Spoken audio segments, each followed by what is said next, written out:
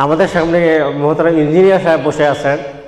আমি মাঝে মাঝে এটা বলি যে আমাদের মসজিদে যে ডিজাইন, এই ডিজাইনে ইসলাম খুব কম গেছে, এবং আমরা যে বাসা বাড়ি করি, এই বাসা বাড়ি যে বানানোর যে স্ট্রাকচার, এখানেও ইসলামের বিধানটা কম গেছে।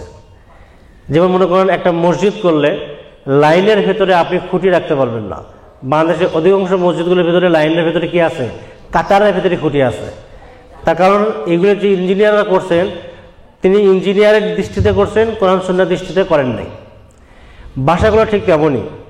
আপনি প্রথমত বাসা যখন করবেন তখন বাথরুমকে বাসা থেকে আলাদা করার চেষ্টা করবেন, এটা প্রথম কথা।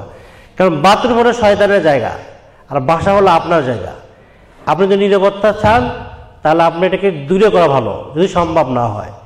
তাহলে বাথরুম এবং আপনার অজুখানাটা আলাদা করতে হবে।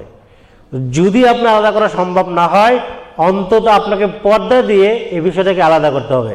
যেখানে আপনি বাথরুমের কাজ করতে চান, ওই জায়গাটা সম্পূর্ণরূপে আলাদা হবে, ওখানে আপনি উজু করতে যাবেন না।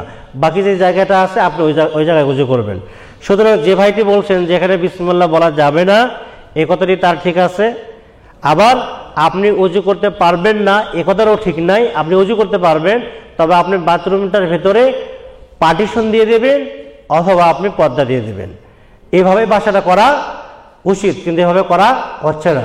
তাদের বাসাতে এরকম বাথরুম আছে, আজ থেকে আপনি গিয়ে ওই বাসার বাথরুমের ভিতরে কী করবেন? পার্টিশন দিয়ে দেবেন অথবা পর্দা দিয়ে দেবেন, যেখানে আপনি গোসল করবেন এবং বাথরুমে সারবেন, দুইটার ভিতরে আপনি কি আলাদা পার্টিশন করে দেবেন। আল্লাহ আমাদের তৌফিক দান করুন।